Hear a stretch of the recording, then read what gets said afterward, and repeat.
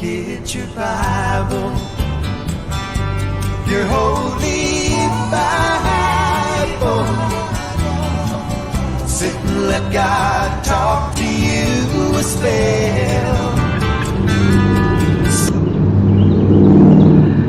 All right, hey friends, a little bit of jiggling there. Yeah, the table I'm using just isn't quite stable. I'm here in Alabama. Got to visit my grandchild. Lori and I got to see our grandson, and Hannah's and Cole's son. What a great time we had yesterday. But today we're going to be in 1 Corinthians chapter 10, because you're not here to hear about my grandson.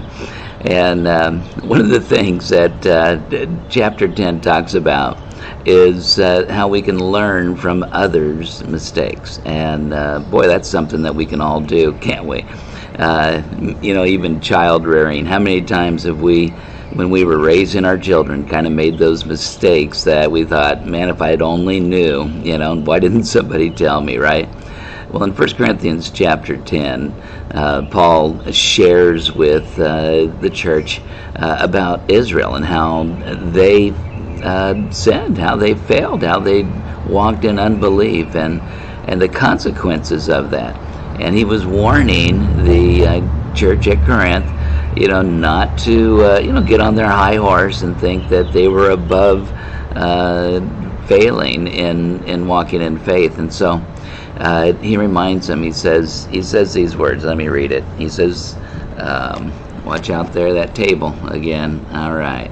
He says, now all these things, these examples unto them, they were examples that they are written for our admonition, upon which the ends of the ages are come. Now watch what he says. Wherefore, let him that thinks that he stands take heed lest he fall. In other words, I know you think that you can walk really close to the edge and, as close to sin as you can and not fall. But we need to be careful that we're walking in faith and not in unbelief, that we're not tempting God, so to speak. And so I want to encourage you today, stay away from that edge. I know you think you've got it made. I think you've got it wired all out. But God gave us a warning for a reason, because we can easily fall back into those things that are not only a temptation, but a snare to our lives. And so Paul goes on to say in verse 13, there's therefore now,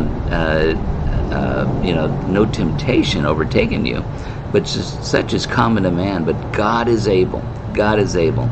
You read that. God is able to keep you and to give you that way of escape. And so I want to encourage you today, stay strong. Don't try to walk the edge. Get as close to Jesus as you can, and allow His love and His life to fill you up.